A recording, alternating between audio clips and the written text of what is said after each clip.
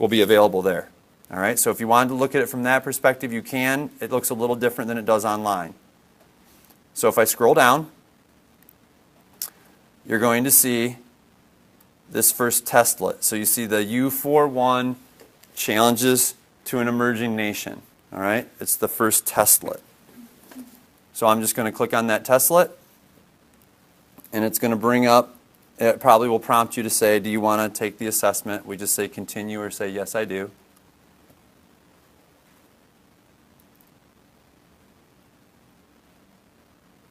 And then you should see the questions come up. Okay? So this is where you would approximately be. Which one did you open? I did 8th grade and then 4.1. This guy June right here? Yep. Yep. Now that's the electronic file of it. Yep. So just click on that and then it'll open up. Okay? Well, it is the test. It's called a testlet, right? So that's the terminology they're using, because what they did was they compiled a set of standards, and for 4.1, I don't know the exact standard numbers, but it's probably 4.1.1, 4.1.2, 4.1.3, and 4.1.4. So those 4 standards those question items were lumped together. So the reason I'm showing you this is for 2 reasons. One, so you can see that this work was completed, and you have actual U.S. history assessments that you could use. And secondly, so that you can see the different types of questions that can be generated. All right? We wanted to try to show you some of the different question types and thinking. So, because at the end of the day, the thing that we really want to emphasize is we want to avoid, as much as possible, multiple choice or essay. We want to live in this space of trying to create where kids are applying their thinking at a higher level, a little beyond multiple choice, but not necessarily entirely essay. We understand there's going to be multiple choice, and we understand there's going to be essay, but I wanted to go through some of these models to help you kind of see what are the different question types. So this one is kind of along the drag and drop. So I'm going to show you a drag and drop. You need to know there's also a Venn diagram type approach, and there can be kind of like a matching. So in this particular one, we've got the matching. So what you're going to notice is the wording in the question. So this particular question says, match the following quotes from Washington's farewell address to the point he was trying to make in the chart. So move the crosshair with the quote into the arrow next to each category. So benefits of the federal government. So what you would do is grab the quote, and you move it up, and you're going to move it to match up. There, I won't catch. Okay, so it looks like it's going to connect to this exact piece, maybe in the arrow. And so what I'm doing is just matching up the quote to the chart. Okay? Okay? If you're not getting exactly it, I just wanted you to be able to kind of see the types too. So question 2, this is actually an essay, and you can see the essay is provided with a rubric. I'll show you the documents later. You will be provided with these rubrics to use as a reference point. It says now then, so what they did is they had them do this matching, and then down below here what they're saying is, now that you've done that work, they want you to, what was the most important component for the new nation? Support your statement with evidence. And so they give this evidence rubric for the kids to use as they do put the essay together. If I scroll down a little further, this particular question, question number 3, what they're providing here is the primary resource document. The primary resource document that they're providing, if the student is not able to read it, when it's not really the focus of what it's about, he's gone through.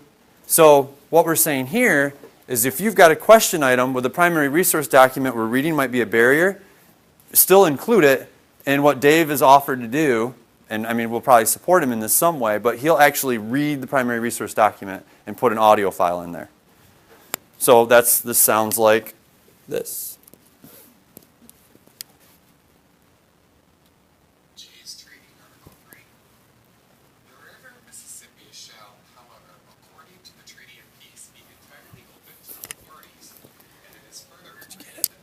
I just don't have the Moodle doc. It's Right, just- yep, exactly, yep. So it's just a little bit, yep, yep. So to make it static, we had to just, there's I some, just wondered where you get that one. How'd you get to that one? this specific one. Moodle one. Oh, so it just would have been a different click on the link back here. That's what I thought, but I didn't see it. Because I know Moodle. Okay, so scroll down. Okay, so just go back a spot. I'm really not that clueless, promise. No, I know, I'm not worried. Thanks for being patient with me.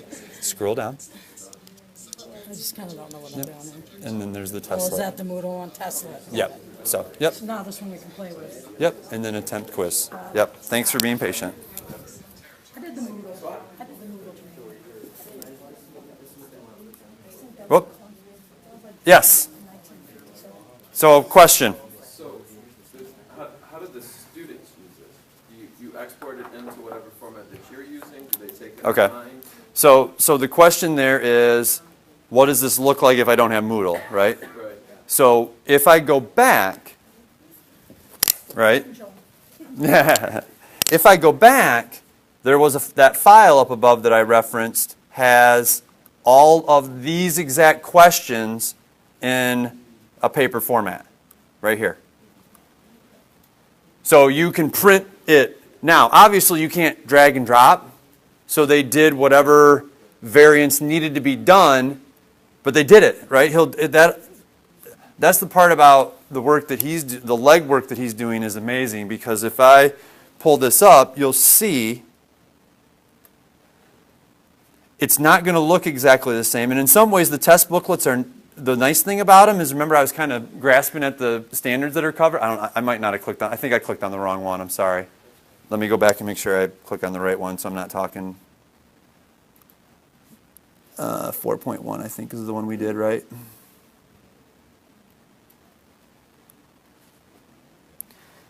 So what it's saying is that those are the three standards that are assessed in this booklet. So 411, 412, 413, and then kind of explains what this is all about.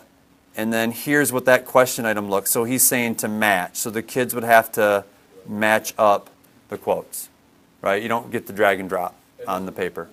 A Word format I saw. There was a Word document, yep.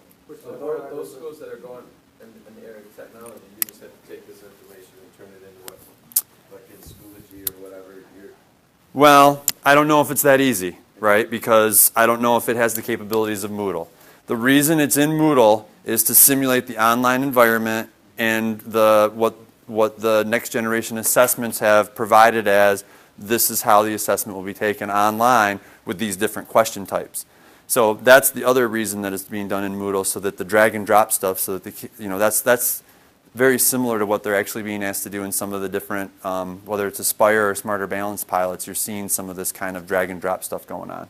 So you do see these question types. Even in Michigan's interim assessments that are out there, this is the kind of stuff I've seen modeled, this drag and drop, some essay, some multiple choice, but different way of thinking through questions.